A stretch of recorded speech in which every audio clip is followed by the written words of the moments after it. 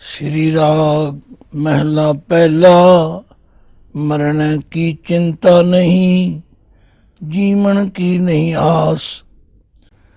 तू सर्व जिया प्रतिपालहि, लेखै सास गिरास। अंतर गुरमुख तू वसै, ज्यों भावै त्यों निर्जास।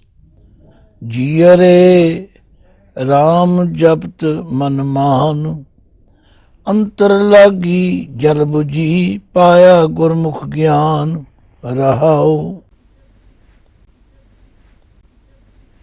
अंतर की गत जानिए, गुर मिलिए शंक उतार। मोया जित घर जाइए, तित जीवदिया मर मार। अनहद शब्द सुहावने, पाइए गुर विचार। अनहद बाणी पाइए, ताहो मैं होए विनाश। सतगुर सेवे अपना, हों सतगुर बाणे तास। खड़ दरगाह पहनाइए, मुख हर नाम निवास। जहाँ देखा ता रब रहे, शिव शक्ति का मेल। ते गुणबंदी देहोरी, जो आया जग सो खेल। वे जोगी दुख विछुड़े, मन मुख लहे न मेल। मन बैरागी घर वसै, सच पहराता होए। ज्ञान महारस भोगवै, बाहुड़ भूख न होए। नानक ए मन मार मिल, पी फिर दुख न होए। श्री गुरु नानक देव पातशाह जी फरमांदे हन, जीअरे राम जपत मन मान। मन मनन ਦਾ ਮਤਲਬ ਹੁੰਦਾ ਹੈ ਮਨ ਦੀ ਤਸੱਲੀ ਹੋਣੀ, ਮਨ ਦੀ ਭਟਕਣਾ ਮੁੱਕ ਜਾਣੀ। ਗੁਰਦੇਵ ਫਰਮਾਉਂਦੇ ਨੇ, ਹੇ ਮੇਰੇ ਜੀਅਰੇ ਰਾਮ ਜਪਤ ਮਨ ਮਾਨ। ਹੋਰ ਕਰਮ ਕਾਂਡਾਂ ਦੇ ਨਾਲ, ਹੋਰ ਤਰੀਕਿਆਂ ਦੇ ਨਾਲ ਤੇਰੀ ਕਦੇ ਵੀ ਤਸੱਲੀ ਨਹੀਂ ਹੋ ਸਕਦੀ। ਔਰ ਜਦੋਂ ਤੀਕਰ ਮਨ ਦੀ ਤਸੱਲੀ ਨਾ ਹੋਵੇ, ਉਦੋਂ ਤੀਕਰ ਮਨ ਦੀ ਭਟਕਣਾ ਨਹੀਂ ਮੁੱਕਦੀ। ਇਸੇ ਲਈ ਕਬੀਰ ਜੀ ਨੇ ਬੜਾ ਸਪਸ਼ਟ ਕਿਹਾ, ਕਹੋ ਕਬੀਰ ਅਬ ਜਾਣਿਆ, ਜਬ ਜਾਣਿਆ ਤਉ ਮਨ ਮਾਨਿਆ। ਮਨ ਦਾ ਮੰਨਣਾ ਬਹੁਤ ਜ਼ਰੂਰੀ ਹੈ। ਇਸ ਲਈ ਗੁਰੂ ਨਾਨਕ ਪਾਤਸ਼ਾਹ ਫਰਮਾਉਂਦੇ ਨੇ, ਹੇ ਮਨ, ਜੇ ਤੂੰ ਤਸੱਲੀ ਚਾਹੁੰਦਾ ਹੈ ਤੇ ਪਰਮੇਸ਼ਵਰ ਦਾ ਨਾਮ ਜਪ। ਜੀਅਰੇ ਰਾਮ ਜਪਤ ਮਨ ਮਾਨ, ਅੰਤਰ ਲਾਗੀ ਜਲ ਬੁਝੀ। ਪਾਇਆ ਗੁਰਮੁਖ ਗਿਆਨ। ਅੰਤਰ ਲਾਗੀ ਜਲ ਬੁਝੀ, ਜਿਹੜੀ ਤੇਰੇ ਅੰਦਰ ਤ੍ਰਿਸ਼ਨਾ ਦੀ ਅੱਗ ਲੱਗੀ ਹੋਈ ਹੈ, ਉਹ ਬੁਝ ਜਾਏਗੀ। ਭਾਵ ਉਹ ਸ਼ਾਂਤ ਹੋ ਜਾਏਗੀ। ਕਿਉਂਕਿ ਉਹ ਜਿਹੜੀ ਅੱਗ ਹੈ, ਜਿਹੜੀ ਹਰ ਮਨੁੱਖ ਦੇ ਅੰਦਰ ਲੱਗੀ ਹੋਈ ਹੈ, ਇਹਨੂੰ ਵਿਛੋੜੇ ਦੀ ਅੱਗ ਵੀ ਕਈ ਵਿਦਵਾਨਾਂ ਨੇ ਕਿਹਾ, ਪਰ ਆਮ ਤੌਰ ਤੇ ਬਾਣੀ ਵਿੱਚ ਤ੍ਰਿਸ਼ਨਾ ਦੀ ਅੱਗ ਵੀ ਕਹੀ। ਕਿਉਂਕਿ ਅਸੀਂ ਯਤਨ ਕਰਦੇ ਹਾਂ ਕਿ ਇਸ ਅੱਗ ਨੂੰ ਲੱਕੜੀਆਂ ਪਾ ਕੇ ਬੁਝਾਇਆ ਜਾਏ। ਜਿਤਨੇ ਵੱਧ ਤੋਂ ਵੱਧ ਪਦਾਰਥ ਇਕੱਠੇ ਹੋ ਜਾਣ, ਇਹ ਸ਼ਾਇਦ ਬੁਝ ਜਾਏਗੀ। ਪਰ ਗੁਰਦੇਵ ਕਹਿੰਦੇ ਨੇ, ਨਹੀਂ, ਇਹ ਤਾਂ ਪਰਮੇਸ਼ਵਰ ਦੇ ਨਾਮ ਸਿਮਰਨ ਨਾਲ ਹੀ ਬੁਝ ਸਕਦੀ। ਤ੍ਰਿਸ਼ਨਾ ਬਿਰਲੇ ਹੀ ਕੀ ਬੁਝੀਏ, ਕੋਟ ਜੋਰੇ ਲਾਖ ਕਰੋਰੇ। ਮਨ ਨਾ ਹੋਰੇ, ਪਰੇ ਪਰੇ ਹੀ ਕੋ ਲੁਝੀਏ। ਤ੍ਰਿਸ਼ਨਾ ਬੁਝੈ ਹਰ ਕੇ ਨਾਮ, ਮਹਾ ਸੰਤੋਖ ਹੋਵੈ ਗੁਰ ਬਚਨੀ। ਪ੍ਰਭ ਸਿਉ ਲਾਗੈ ਪੂਰਨ ਧਿਆਨ, ਜੀਅਰੇ ਰਾਮ ਜਪਤ ਮਨ ਮਾਨ। ਅੰਤਰ ਲਾਗੀ ਜਲ ਬੁਝੀ, ਪਾਇਆ ਗੁਰਮੁਖ ਗਿਆਨ। ਜਦੋਂ ਗੁਰੂ ਦੇ ਉਪਦੇਸ਼ ਰਾਹੀਂ ਗਿਆਨ, ਸਮਝ, ਨੌਲੇਜ, ਜਾਣਕਾਰੀ, ਸੋਝੀ ਹੋ ਗਈ, ਤਾਂ ਫਿਰ ਇਹ ਤ੍ਰਿਸ਼ਨਾ ਦੀ ਅੱਗ ਸ਼ਾਂਤ ਹੋ ਜਾਏਗੀ। ਕਿਉਂਕਿ ਪਾਤਸ਼ਾਹ ਫਰਮਾਉਂਦੇ ਨੇ, ਮਰਨੇ ਕੀ ਚਿੰਤਾ ਨਹੀਂ, जीवन की नहीं आस, तू सर्व जियां प्रतिपाले, लेखै साहस गिरास। सानू ते मरण की कोई चिंता नहीं, जीवन की कोई आस नहीं। क्यों? क्योंकि सब कुछ तेरे हथ विच है।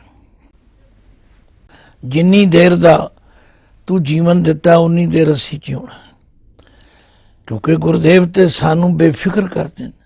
नानक चिंता मत करो, चिंता तिस ही है, जल में जंतु पायन, तिना भी रोजी दे। फिर पातशाह फरमांदे ने, उस परमात्मा वालों हर जीव नू गिण के श्वास दिते ने, और उन्हां श्वासां विच कोई वाधा घाटा नहीं हो सकता। गण घाले सब दिवस सास, नहीं बढ़न घटन तिलसार। फिर जिस जिस जीव नूं उसने पैदा किया उन्हां दी प्रतिपाला भी करता है, उन्हां दे खाण पीण भोजन सारे प्रबंध उसने किए हुए। इसलिए मरने की चिंता नहीं, जीवन की नहीं आस, तू सर्व जियां प्रतिपालही, लेखै साहस गिरास। हे अकाल पुरख जी, तुसी सब जीवां दी प्रतिपाला करते हो, और हर जीव दे साहस अते गिरास जो असी बाहर लेंदे हां, साहस अंदर जाते हैं, गिरास, ये सब लेखे विच हन, गिणे मिणे हन। इन्हां नूं कोई वधा नहीं सकता, कोई घटा नहीं सकता। पर यह समझ कदों आउंदी है? अंतर गुरमुख तू वसै, जदों तू गुरु के उपदेश राही अंदर वस जाना। ज्यों भाव है त्यों निर्जास, निर्जास का मतलब है निर्ना कर। जिवें तुहानू चंगा लगे तुसी उसका निर्णा आप ही करते हो, जीव दे वस विच कुछ नहीं। असी तां उन्हां लकड़ दियां पुतलियां वर्गे हां, काठ की पुतरी कहा करे वपरी, खिलावन हार हो जाने। तां ते गुरुदेव फरमांदे ने, भाई अपने अपने जिंद नू जीअरे नू समझाओ। जीअरे राम जपत मन मान, अंतर लागी जल बुझी, पाया गुरमुख ज्ञान। वो जिहड़ी अंतर अग लगी हुई है, वो जिहड़ी जलन लगी हुई है, इनू तृष्णा की अग भी कहा, विछोड़े की अग भी कहा। बुझी का मतलब शांत हो गई। कदों? जदों पाया गुरमुख ज्ञान, जदों गुरु के उपदेश राही ज्ञान की प्राप्ति हो गई, जदों सोझी आ गई, जदों ये तसल्ली हो गई कि मेरे अंदर वो आप वसता है। अंतर की गत जानी है, गुर मिलिए शंक उतार। भाई जे अंदर की इस अवस्था नू जानना तो गुर मिलिए, भाव गुरु की संगत विच आइए, और शंक उतार।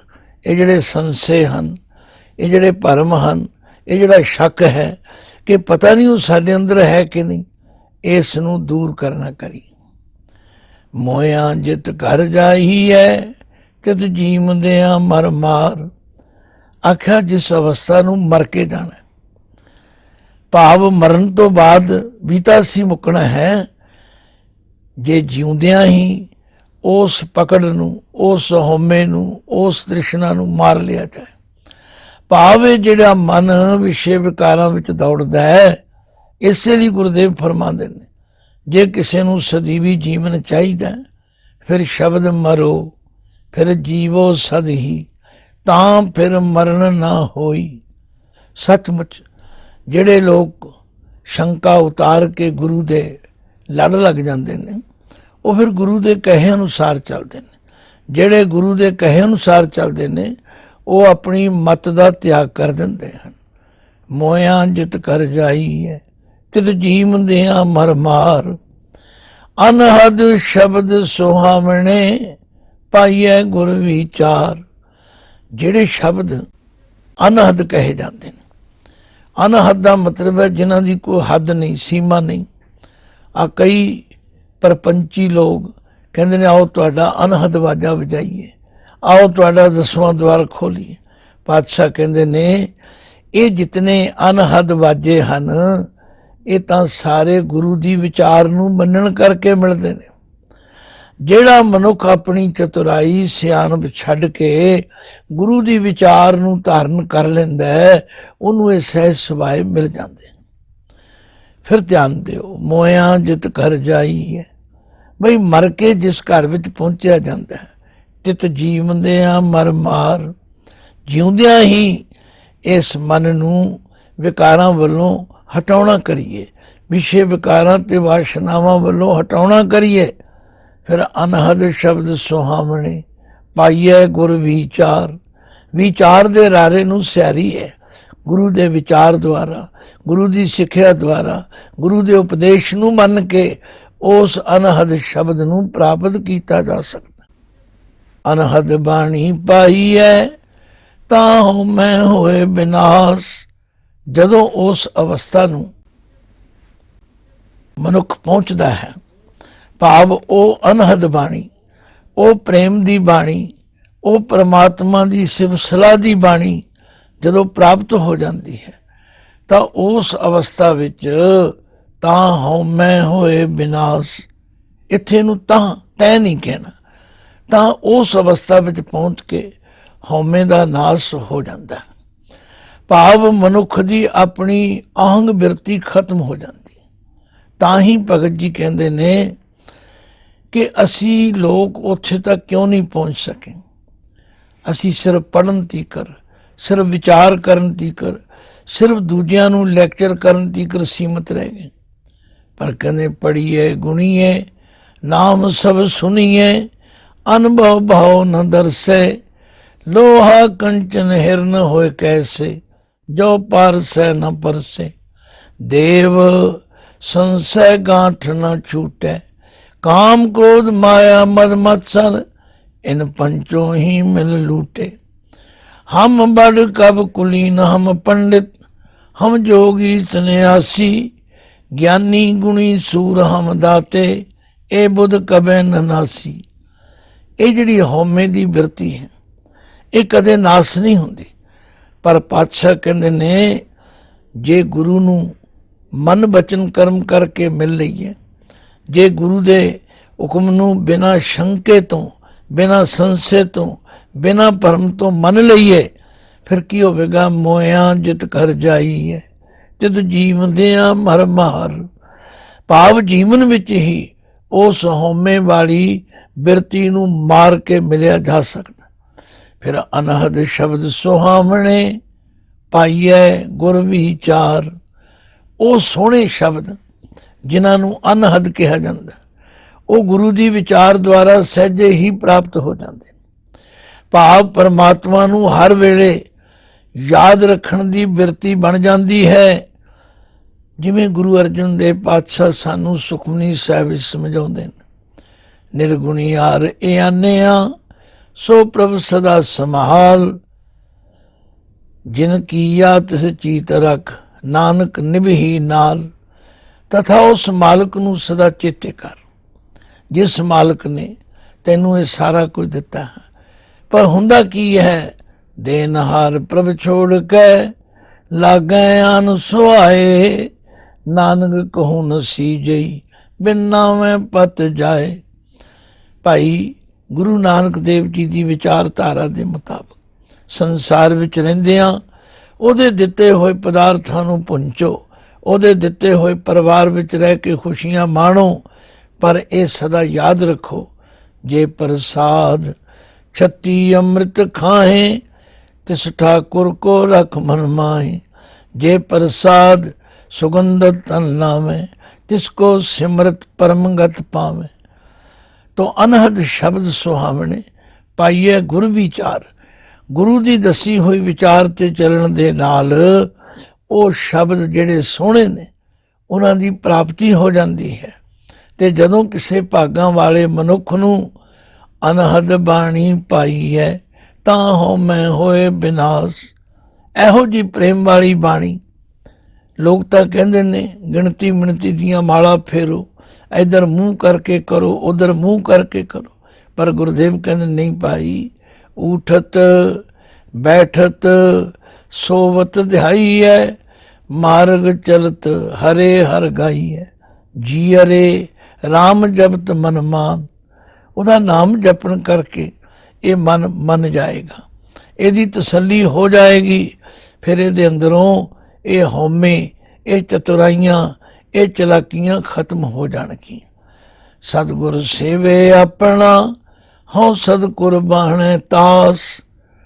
ਫਿਰ ਗੁਰੂ ਨਾਨਕ ਪਾਤਸ਼ਾਹ ਕਹਿੰਦੇ ਨੇ, ਧੰਨ ਹਨ ਉਹ ਮਨੁੱਖ ਜਿਹੜੇ ਆਪਣੇ ਸਤਿਗੁਰੂ ਦੀ ਸੇਵਾ ਕਰਦੇ ਨੇ। ਹੁਣ ਸਤਿਗੁਰੂ ਦੀ ਸੇਵਾ ਕੀ ਹੈ?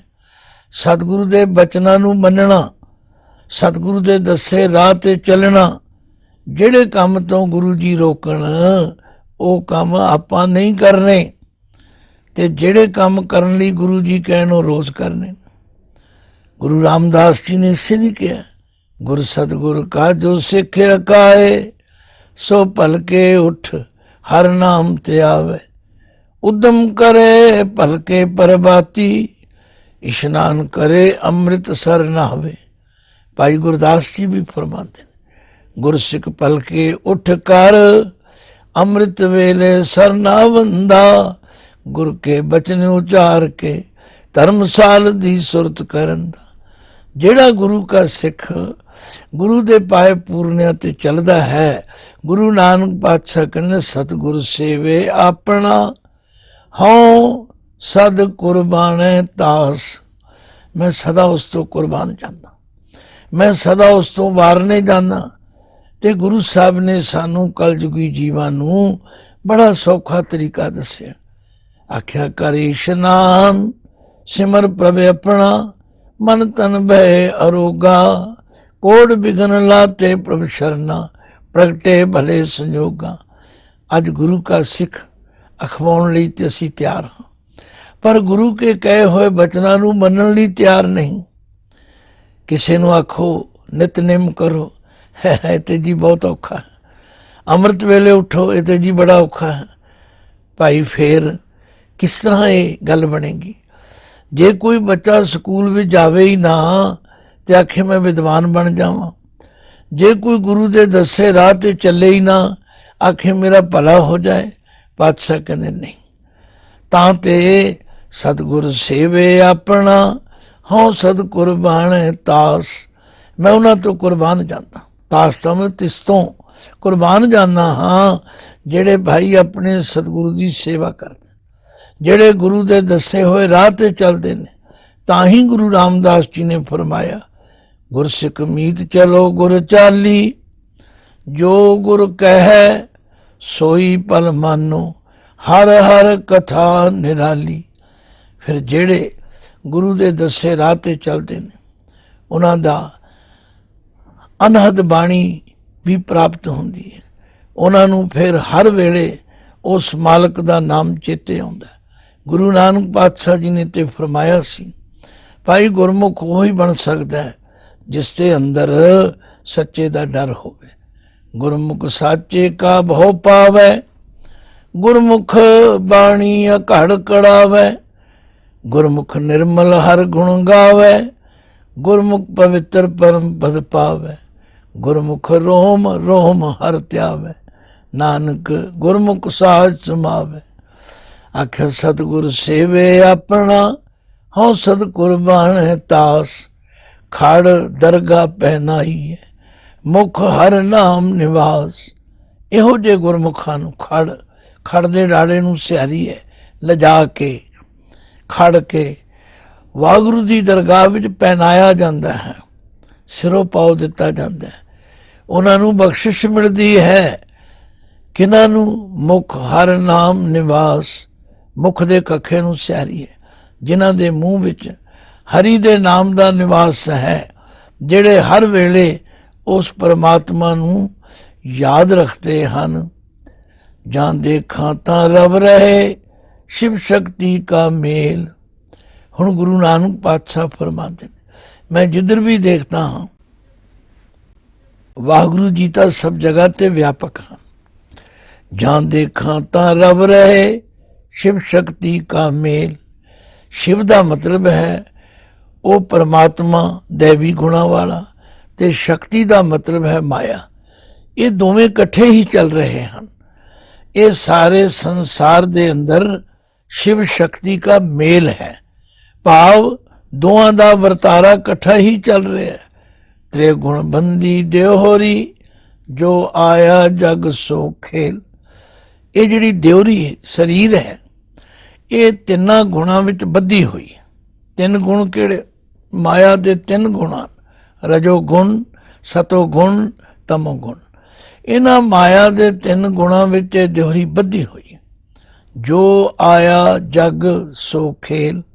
ਹੁਣ ਜਗ ਦੇ ਗੱਗੇ ਨੂੰ ਸਿਆਰੀ ਹੈ। ਜੋ ਵੀ ਇਸ ਜਗਤ ਵਿੱਚ ਆਇਆ ਹੈ ਭਾਈ ਉਸ ਨੇ ਆਪਣੇ ਜੀਵਨ ਦੀ ਖੇਡ ਖੇਡ ਕੇ ਚਲੇ ਜਾਣਾ। ਨਤੀਜਾ ਕੀ ਹੋਵੇਗਾ? ਵਿਜੋਗੀ ਦੁੱਖ ਵਿਛੋੜੇ ਮਨ ਮੁਖ ਲਹੇ ਨਾ ਮੇਲ। ਜਿਹੜੇ ਵਿਜੋਗੀ ਪਾਪ ਪਰਮਾਤਮਾ ਤੋਂ ਟੁੱਟੇ ਹੋਏ ਨੇ ਉਹ ਹਮੇਸ਼ਾ ਵਿਛੋੜੇ ਦੇ ਦੁੱਖ ਵਿੱਚ ਦੁਖੀ ਰਹਿੰਦੇ ਨੇ ਤਥਾ ਰੱਬ ਤੋਂ ਟੁੱਟੇ ਰਹਿੰਦੇ ਨੇ ਔਰ ਉਹਦੀਆਂ ਦਿੱਤੀਆਂ ਦਾਤਾਂ ਵਿੱਚ ਹੀ ਖਚ ਰਹਿੰਦੇ ਨੇ। ਮਨ ਮੁਖ ਲਹੇ ਨਾ ਮੇਲ। ਇਹੋ ਜਿਹੇ ਮਨ ਦੇ ਪਿੱਛੇ ਤੁਰਨ ਵਾਲੇ ਜਿਹੜੇ ਹਨ ਉਹਨਾਂ ਨੂੰ ਕਦੇ ਵੀ ਜੀਵਨ ਵਿੱਚ ਪਰਮਾਤਮਾ ਦਾ ਮੇਲ ਪ੍ਰਾਪਤ ਨਹੀਂ ਹੁੰਦਾ। ਮਨ ਬੈਰਾਗੀ ਘਰ ਵਸੈ ਸੱਚ ਭੈ ਰਾਤਾ ਹੋਏ। ਪਰ ਜਿਨ੍ਹਾਂ ਦਾ ਮਨ ਬੈਰਾਗੀ ਹੈ, ਬੈਰਾਗੀ ਤੋਂ ਮਤਲਬ ਜਿਹੜਾ ਇਸ ਮਾਇਆ ਤੋਂ ਉਦਾਸ ਹੈ, ਜਿਹੜਾ ਇਹਨਾਂ ਵਿਕਾਰਾਂ ਤੋਂ ਰਹਿਤ ਹੈ, ਉਹ ਆਪਣੇ ਘਰ ਵਸੈ। ਘਰ ਦੇ ਰਾਰੇ ਨੂੰ ਸਿਆਰੀ ਹੈ। ਉਹ ਆਪਣੇ ਹਿਰਦੇ ਆਪਣੇ ਘਰ ਵਿੱਚ ਟਿਕ ਜਾਂਦਾ ਹੈ ਔਰ ਸੱਚ ਭੈ ਰਾਤਾ ਹੋਏ। ਉਹ ਸੱਚੇ ਪਰਮਾਤਮਾ ਦੇ ਭੈ ਵਿੱਚ ਰਹਿੰਦਾ। ਭੈ ਵਿੱਚ ਰਹਿਣ ਦੇ ਨਾਲ ਉਹਦਾ ਵਿਕਾਰਾਂ ਨਾਲ ਮੇਲ ਘਟ ਜਾਂਦਾ ਹੈ।